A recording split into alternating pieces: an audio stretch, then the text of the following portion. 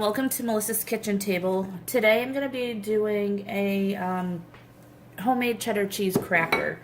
And it's really easy, very simple. Now, typically this recipe is made with a food processor. I don't have one at the moment, so we're going to try our best using it in a KitchenAid mixer.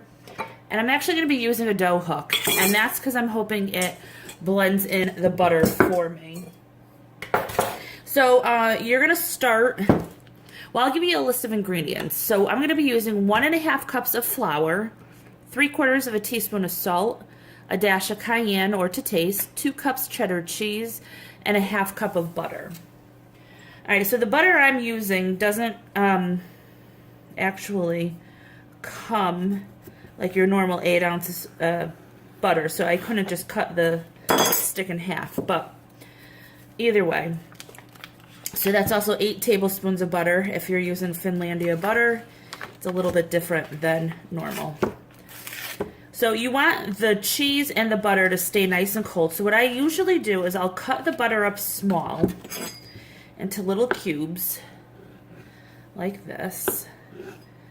And what I do is I put it back in the fridge or freezer, and then I continue on with my recipe. So that way it starts to get cold while I'm doing the rest. So you're just doing tiny little cubes like this.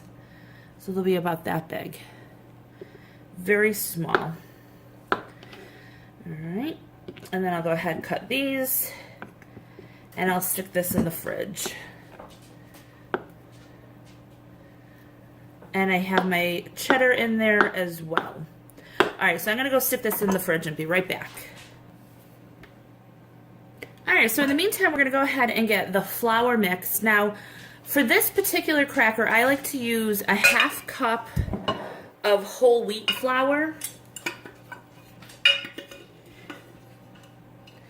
And I like the texture that it gives. It gives it a little bit of a grainy texture as opposed to just white flour. So I like the texture of that. So I put 1/2 cup whole wheat flour. You can use all-purpose flour for the whole thing. And then I'm going to add 1 cup of all-purpose flour. Not self-rising flour, but all-purpose. Alright. So I got that in there and all over me, as normal. And I don't have cayenne. I don't really use cayenne pepper too much, but I do like to use chili flakes. And I like the color. So I'm going to go ahead and use a really big pinch of it, just like that. And I'm going to just mash it up in my hand. And put that all in there. And of course you can use as much or as little or none at all if you'd like. Maybe I'll add a little more.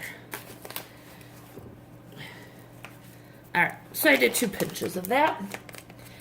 And then I need to do the 3/4 teaspoon salt. I'm just going to eyeball that. Alright, there's the salt. And then we'll go ahead, put this on the mixer. Let me move it so you guys can see. And I'm just going to lightly mix that up.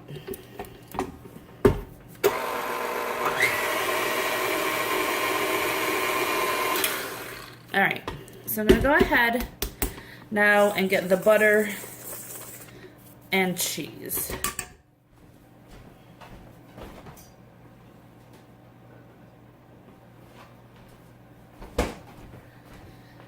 And like I said, if this doesn't work, no big deal. I'll just go ahead and use, you could use 2 forks or a fork. You could use a pastry cutter. Whatever you have, just use what you have.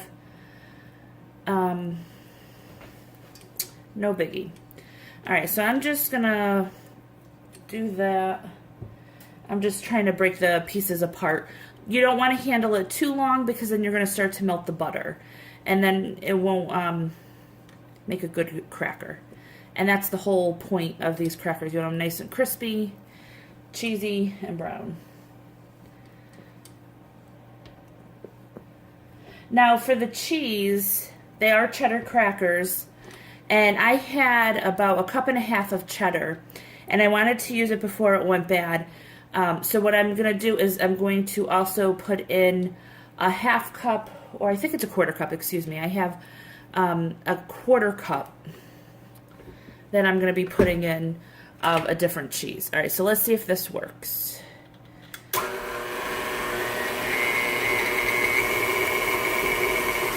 You want it to just look like ground, very mealy afterwards. All right, I'm going to go ahead and wash my hands, let this continue, and we'll be back.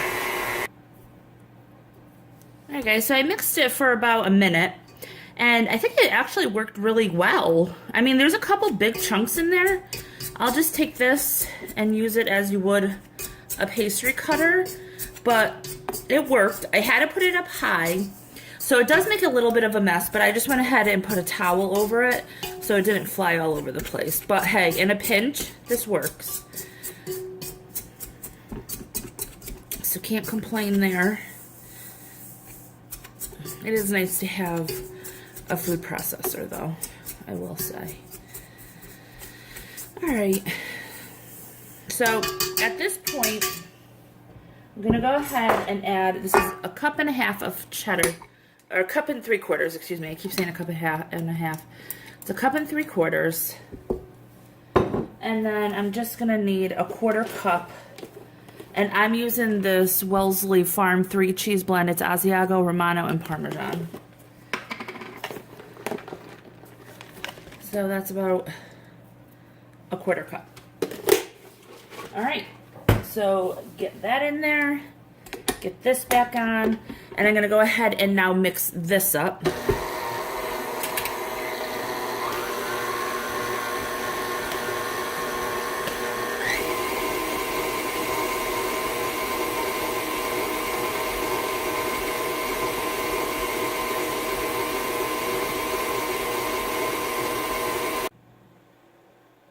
Alright guys, so here is the dough. This is half of it, and I'm going to roll it into 2 separate pieces. So what you could do here is you could just flatten this like you would pie dough and form it into a square, and then you could roll it out after. And you could use cookie cutters, you can just use a pizza cutter, you can make them into the Cheez-It shapes, make them square if you want. If you do the Cheez-Its, once they're on your baking sheet, just use a toothpick to poke little holes in the center. But what I'm going to do is I want not a big cracker, but bigger than that. So I am going to just form this into a log. You could do it in a round one if you want. If you want round crackers, however you want it.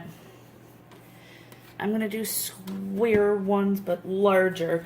So what I'm going to do is just put this into the fridge, and once all that cheese and butter has hardened back up, I'll take a very sharp knife, and then I'll cut these into the shape I want.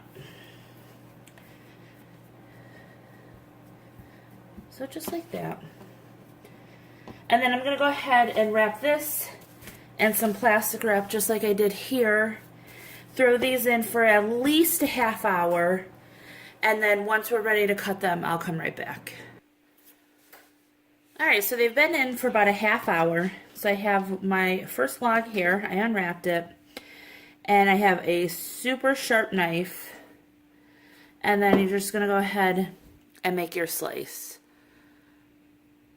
It's about 1/8 of an inch. So I'll show you, oops. One more. You want to just be able to go right through it. And there you go. About 1/8 of an inch. And what I'm doing over here is I'm just going ahead and putting them on a baking sheet lined with wax paper. These could pretty much go right up to one another.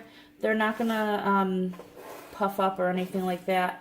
So they're going to cook in a 350 oven for 12 to 15 minutes. Just check on them after 12 minutes and see how they look. And you just want them to be a golden brown And the other thing you could do is just sprinkle some kosher salt or thicker salt on the top of them, just like those other cheese crackers have. Or you could just leave them plain, or you could put an herb on there, maybe a piece of thyme, or some black pepper would be nice. Parsley, whatever you want to put on them, you could go ahead and do. And like I said, you could roll these out, and you can use cookie cutters, small cookie cutters for different holidays or whatever. So I'm going to go ahead, finish cutting these and put them in the oven, and then I'm going to insert a picture of what the final dish looks like. So I hope you enjoyed this recipe. If you did, please give it a thumbs up, hit subscribe, share, and have a great night.